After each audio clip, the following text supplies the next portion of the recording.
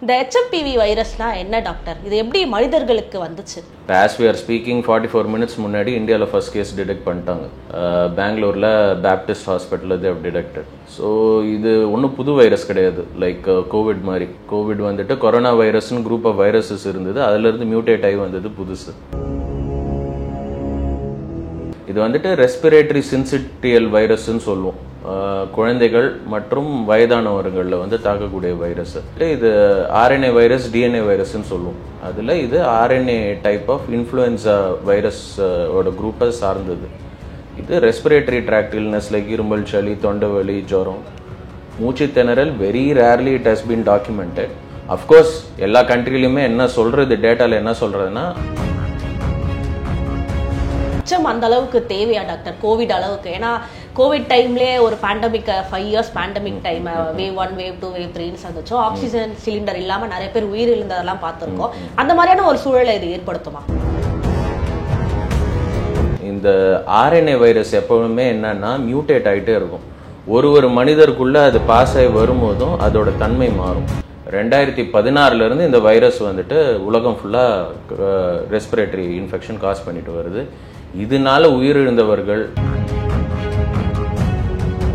ஒருவேளை இப்போ எனக்கு இந்த டிசீஸ் இந்த வைரஸ் இருக்கு அப்படின்னா அட்மிட் ஆகணுமா ஹாஸ்பிட்டல்ல கண்டிப்பா, இல்ல வீட்டில இருந்தே அதை சரி பண்ணிக்கலாம்? இல்ல, அது ஃபர்ஸ்ட் இது டயக்னோஸ் பண்ற கிட்ஸே அவைலபிள் கிடையாது. கொரோனா வைரஸ் ஆரம்பிச்ச காலத்துல உங்களுக்கு தெரியும், அது நேசல் ஸ்வாப் எடுத்துட்டு RT-PCR அப்படின்ற முறையில தான் வந்து கண்டுபிடிப்பாங்க.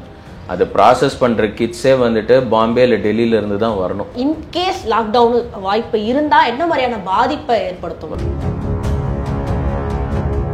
அதனால ஒரு வீடியோ கூட வைரல் வீடியோன்னு ஏன் சொல்றோம், பாக்டீரியல் வீடியோன்னு சொல்றது இல்லை, ஃபங்கல் வீடியோன்னு சொல்றது. வைரல் வீடியோன்னா அது பரவுறதை வந்து தடுக்கவே முடியாது. ஒரு பாப்புலாரிட்டி, ஒரு சாங் ஹிட் ஆச்சுனாலோ ஒரு வீடியோ ஹிட் ஆச்சுனாலோ அது பாட்டு போயிட்டே இருக்கும். Nobody can control. அதே மாதிரி தான் நீங்கள் என்னதான் லாக்டவுன் போட்டு திருப்பி ஓப்பன் அப் பண்ணாலும் அந்த வைரஸ் வந்துட்டு பரவுற தன்மை வந்துட்டு இருக்க தான் போகுது, ரெஸ்பிரேட்டரி வைரஸ்.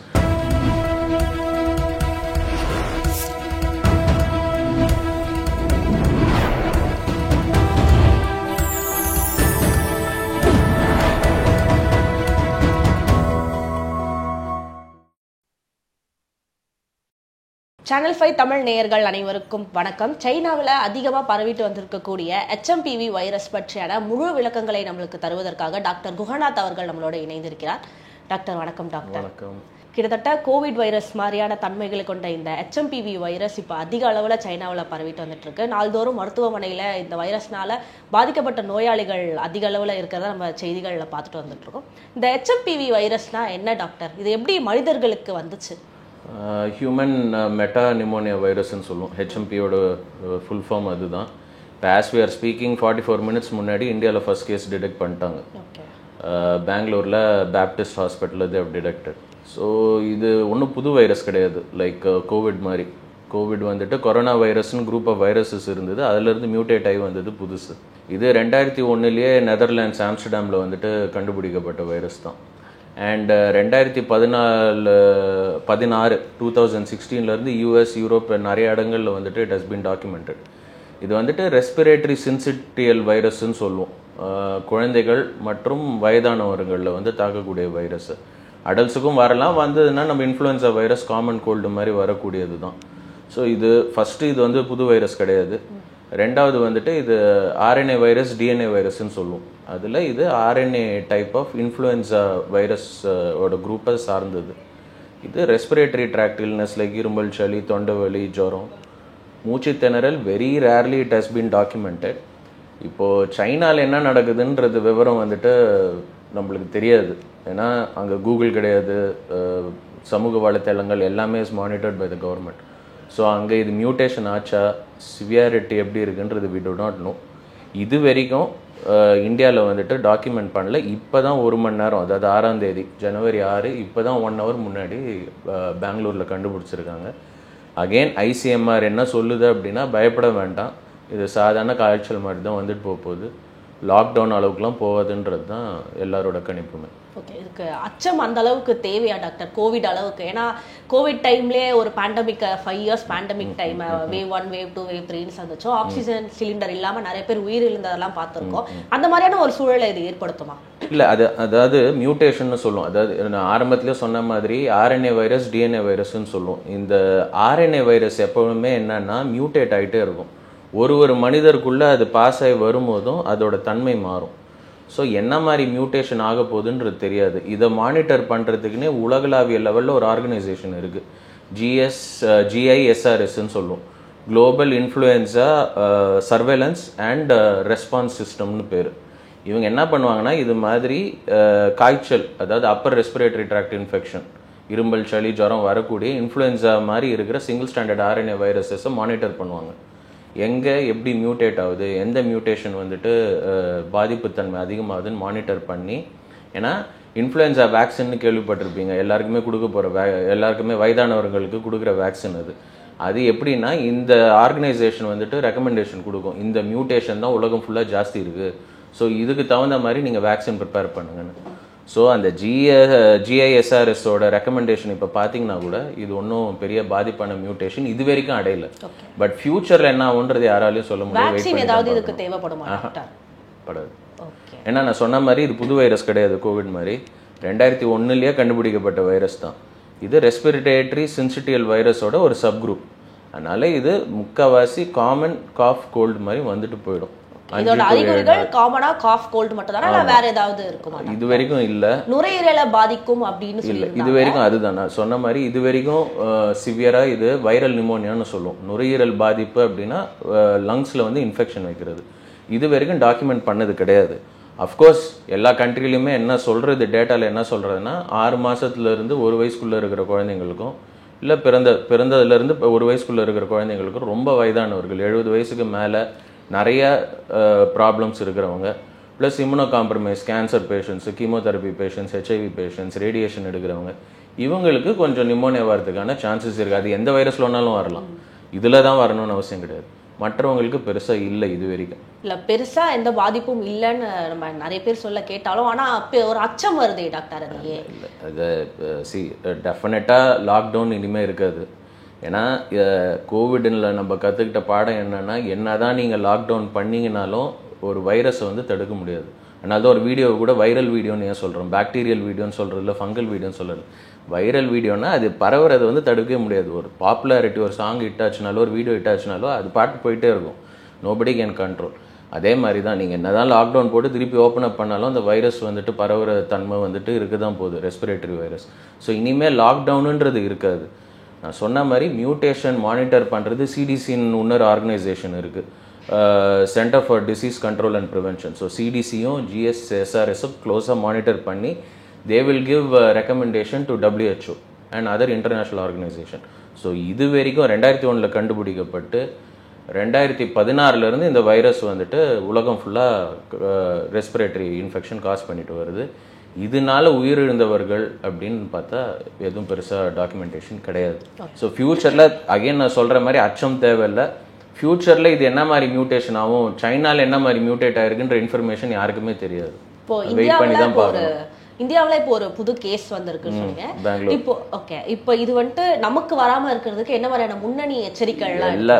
எனி ஆர்என்ஏ, நான் சொன்ன இந்த group of single standard RNA virus, influenza மாதிரி காய்ச்சல் பாஸ் பண்ணுற எல்லா வைரஸுக்குமே அதாவது பொது இடங்களில் போனால் மாஸ்க் போடணும், கையை கழுவணும், ஃபீவர் வந்து ஐசோலேட் பண்ணிக்கணும். இது காமன் கோல்டன் ரூல். இது ஆரம்ப காலத்துலேருந்து டிபி இஸ் பாக்டீரியல் வைரஸ், டிபியிலேருந்தே இதை தான் சொல்லிட்டு வரோம். பட் கோவிடுன்னு ஒன்று வந்ததுனால தான் இந்த அவேர்னஸ் இருக்குது. இல்லைன்னா எல்லாருமே இரும்பல் சளி ஜுரம் வந்ததுன்னா போக போகிறாங்க, 5 நாளில் சரியாக போகுது, சிம்டமேட்டிக் ட்ரீட்மெண்ட் கொடுக்க போகிறோம், ஜுரம் வந்தால் பேராசிட்டமால் கொடுக்க போகிறோம், இவ்வளோதான். பட் இதுக்கு மிஞ்சி பெருசாக பண்ணுறதுக்கு ஒன்றும் இல்லை. தற்போதைய நிலவரம் அதுதான். ஒருவேளை இப்போ எனக்கு இந்த டிசீஸ், இந்த வைரஸ் இருக்குது அப்படின்னா அட்மிட் ஆகணுமா ஹாஸ்பிட்டலில் கண்டிப்பாக, இல்லை வீட்டில் இருந்தே அதை சரி பண்ணிக்கலாம்? இல்லை, அது ஃபஸ்ட்டு இது டயக்னோஸ் பண்ணுற கிட்ஸே அவைலபிள் கிடையாது. இப்போது கொரோனா வைரஸ் ஆரம்பித்த காலத்தில் உங்களுக்கு தெரியும், அது நேசல் ஸ்வாப் எடுத்துகிட்டு RT-PCR அப்படின்ற முறையில் தான் வந்து கண்டுபிடிப்பாங்க. அதை ப்ராசஸ் பண்ணுற கிட்ஸே வந்துட்டு பாம்பே இல்லை டெல்லியிலேருந்து தான் வரணும். இது இன்கேஸ் ஒரு எபிடமிக் ஆச்சுன்னா, ஸோ டயக்னோஸ்டிக் பண்ணுற கிட்ஸ் வரணும். அது வந்து டயக்னோசிஸ் பண்ணி இது யாருக்கும் சிவியர் ஆகுதா அப்படின்னு பார்ப்பாங்க. ஃபஸ்ட்டு ஹாஸ்பிட்டல் அட்மிஷன்ஸில் தான் பார்ப்பாங்க நிமோனியா வருதுன்னு. இது வரைக்கும் இந்தியாவில் வந்துட்டு ஒரு கேஸ் கூட நிமோனியானால இந்த வைரஸ்னால அட்மிட் ஆனது கிடையாது, இல்லை டாக்குமெண்டேஷன் கிடையாது. இப்போ இன்கேஸ் லாக்டவுன் வாய்ப்பு இருந்தா என்ன மாதிரியான பாதிப்பை ஏற்படுத்தும்? கண்டிப்பா வராது. we are strongly against as medical fraternity we don't believe in lockdown. இனிமேலும் அது பொருளாதாரத்தினால பாதிக்கப்படுறது தான் ஜாஸ்தி இருக்க போகுது. ஸோ லாக்டவுன் பண்ணி நீங்கள் திருப்பி ஓப்பன் அப் பண்ணிங்கனாலும் நம்ம வந்துட்டு அது சிங்கப்பூரில் பார்த்துட்டோம், சைனாவில் பார்த்துட்டோம், உலகத்தில் எந்த நாடு 3 மாதம் 1 வருஷம் 6 மாதம் கூட லாக்டவுன் பண்ணதெல்லாம் இருக்குது. திருப்பி ஓப்பன் பண்ணி விடும் போது திருப்பி there's going to be a surge. So அதனால இதுக்கு லாக்டவுன் தீர்வு கிடையாது. அது கரோனா வந்துட்டு டெல்டா வைரஸும் சரி, அதுக்கு அடுத்த வந்த மியூட்டேஷன்ஸும் சரி, கற்றுக் கொடுத்த பாடம் இதுதான். ஸோ லாக்டவுனுன்றது நிச்சயமாக இனிமேல் இருக்காது. இப்போ எந்த வைரஸாக இருந்தாலும் ஒரு கட்டுப்பாடுன்றது ரொம்ப முக்கியம். அதுதான் உணவு கட்டுப்பாடுன்றது ரொம்ப ரொம்ப முக்கியம். இதுக்கு என்ன மாதிரியான உணவுகள்லாம் எடுத்துக்கலாம் டாக்டர்? இல்லை, இதை வைரஸ் வந்து நம்மளோட ஓன் இம்யூனிட்டி நல்லா இருந்தது அப்படின்னா இது வந்துட்டு சாதாரண சிம்டமேட்டிக் ட்ரீட்மெண்ட், இரும்பல் சளிக்கு ஆன்டிஹிஸ்டமின்ஸ்னு சொல்லுவோம். அதுக்கப்புறம் அதிகமாக வெளில போகிற இடத்துல மாஸ்க் போட்டுட்டு கையை கழுவி, அப்படியே காஃப் கோல்ட் ஃபீவர் வந்ததுன்னா அந்த 1 வார காலம் வீட்டில் லீவ் போட்டுட்டு இருந்து, ஏன்னா மற்றவங்களுக்கு பரவாமல் இருக்கிறதுக்கு பண்ணக்கூடியது அதுதான். அது பண்ணாலே போதும். உணவு பழக்க வழக்கங்கள் ரெஸ்ட்ரிக்ஷன்ஸ்னு ஒன்றும் கிடையாது. சம்டைம்ஸ் என்ன சொல்லுவோன்னா, அதிகமாக ஆயில் அதிகமாக ஃபேட் இருக்கிறது பொருட்கள் ரொம்ப லேட் நைட் சாப்பிட்றத தவிர்க்க சொல்லுவோம். ஏன்னா அதெல்லாம் இம்யூனிட்டியை கம்மி பண்ணும். கோவிட் டைம்ல நம்ம இன்ஜெக்ஷன்ஸ்லாம் எடுத்துக்கிட்டோம். இப்போ இன்ஜெக்ஷன் பண்ணவங்களுக்கு இந்த வைரஸ் வரதுக்கான வாய்ப்பு இருக்கா? இல்லை, இதுக்கு இன்னும் வேக்சின் கிடையாது. இந்த வைரஸ்க்கு வேக்சின் கிடையாது. ஏன்னா இது வந்துட்டு கோவிட்லேயுமே வேக்சினேஷனில் நிறைய கான்ட்ரவர்சி வந்தது, உங்களுக்கே தெரியும். ஸோ இப்போது கோவிடுக்கு வேக்சினேஷன் மேனுஃபேக்சர் பண்ணுறதே நிறுத்திட்டாங்க செகண்ட் வேவுக்கு அப்புறம். யாருக்குமே செகண்ட் வேக்சினேஷனுக்கு அப்புறம் பூஸ்டர் டோஸு உலகம் ஃபுல்லாக எந்த நாட்டிலையுமே போடுறதில்லை. It has been stop. So எதுக்கு வேக்சினேஷன் போடுவாங்க அப்படின்னா, இந்த வைரஸ்னால பாதிப்புகள் ஜாஸ்தி வரும். இது வந்துட்டு இந்த பர்டிகுலர் இப்போ அதே தான் சொன்னேன், நீமோகாக்கல் வேக்சின் வயதானவர்களுக்கு போடும், வெளிநாட்டுக்கு ட்ராவல் பண்ண போகிறவங்க, லங் ப்ராப்ளம் இருக்கிறவங்களுக்கு. அதுக்கப்புறம் இன்ஃப்ளூயன்சா வேக்சின் வருஷம் போடும். இந்த மாதிரி வேக்சின் ரெக்கமெண்டேஷன் இந்த வைரஸ்க்கு கிடையாது. இது ஏன் அப்படின்னா, இது காமன் காஃப் அண்ட் கோல்டு மாதிரி வந்து 6 நாள் இல்லை மேக்ஸிமம் 1 வாரத்தில் தன்னாலே சரியாயிடும். இறுதியாக இப்போ கோவிட் ஆகட்டும் இதுவாகட்டும் குழந்தைங்களையும் பெரியவங்க தான் அதிகமாக பாதிப்பு ஏற்படுத்துங்க. அது ஏன் டாக்டர்? இம்யூன் சிஸ்டம் தான், இம்யூனிட்டி வீக்காக இருக்குல்ல. ஒரு வைரஸ் பொறுத்த வரைக்கும் இப்போ அம்மை போடுறதுன்னு அந்த காலத்தில் வந்து வேப்பலை வைப்பாங்க பெட்டுக்கு அடியில். இப்போ அம்மை வந்துட்டு தன்னால் குணமாகிறது தான். அதோட வர சைடு எஃபெக்ட்ஸுக்கு வைத்தியம் பண்ணுறதுக்கு தான் ட்ரீட்மெண்ட் இருக்குது. இப்போ தான் ஒரு 20-25 வருட காலமாக இல்லை ஒரு 30 வருட காலமாக ஏசைக்ளோவிர், ஏசைக்ளோவிர்ன்ற போன்ற வைரல் மெடிகேஷன்ஸ் இருக்குது. பட் ஒரு வைரஸை வந்துட்டு முறியடிக்கக்கூடியது நம்மளோட இம்யூன் சிஸ்டம் தான். பெரிய லெவலில் 95% ஆஃப் த வைரஸுக்கு ட்ரீட்மெண்ட் கிடையாது. கோவிட்லேயுமே பார்த்தீங்கன்னா ரெம்டெசிவிர்னு ஒன்று கொடுத்தோம். இந்த ரெம்டெசிவிர் எந்த அளவுக்கு அந்த வைரஸை வந்துட்டு க்யூர் பண்ணுச்சுன்னு டாக்குமெண்டேஷன் பெருசாக கிடையாது. மேக்ஸிமம் பழைச்சவங்க வந்துட்டு பார்த்தீங்கன்னா கரெக்டான டைமுக்கு அட்மிட் ஆகி ஆக்சிஜன் எடுத்து ஸ்டீராய்டு எடுத்தவங்களுக்கு தான் மேக்ஸிமம் பெனிஃபிட். ஸோ இந்த வைரஸுக்கும் இன்கேஸ் இஃப் இட் வர்சன்ஸ்னால் ஆன்டிவைரல் ட்ரீட்மெண்ட்டுன்னு எதுவும் கிடையாது. ஸோ வெயிட் பண்ணி தான் பார்க்கணும். ஏன்னா சிவியர் மியூட்டேஷன் இது வரைக்கும் டாக்குமெண்டேஷன் இல்லை. எங்கள் கேள்விகள் அனைத்திற்கும் பதில் சொன்னவைக்கு நன்றி டாக்டர். தேங்க்யூ.